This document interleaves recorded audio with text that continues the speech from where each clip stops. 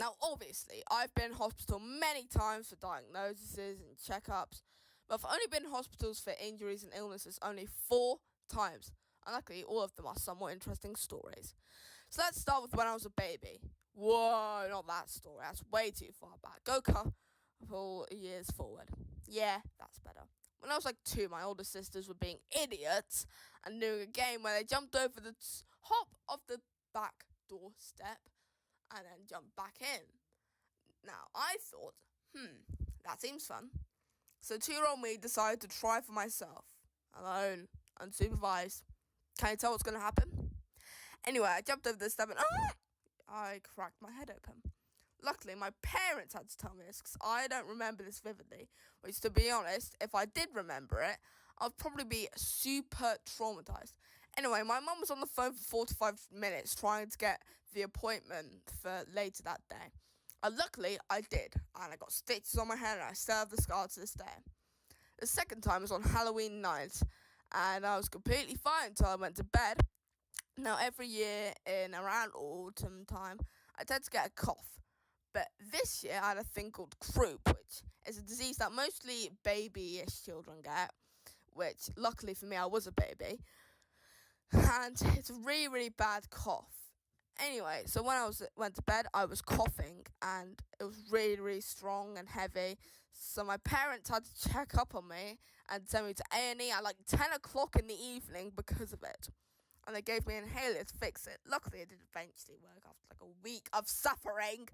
Now, the third time, it's quite hard to explain without me getting demonetized. So, basically, I had a, let's say, sewage water infection, which made me feel very ill. Now, unlike the previous 2 stories, I actually remember this one quite vividly. Anyway, I was sent onto an ambulance to get my water checked to see if it can get fixed.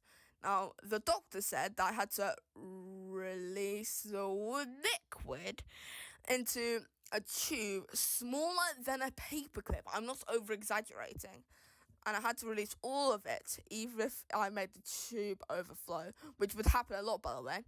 Anyway, eventually we got enough in there, and we returned to the hospital, and I had to take medication for a couple of days until I emptied the pipe correctly, and the medication worked.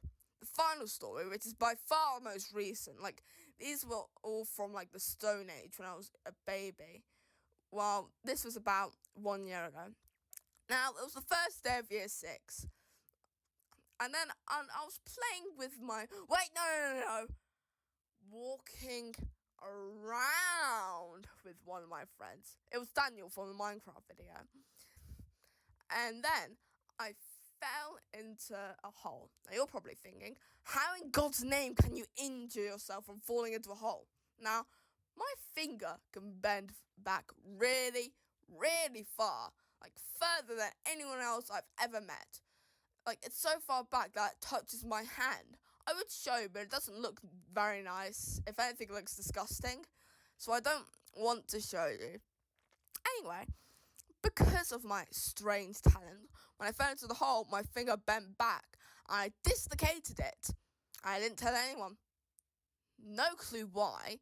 I just didn't. I was an idiot, though, because I could have got out of school because of it.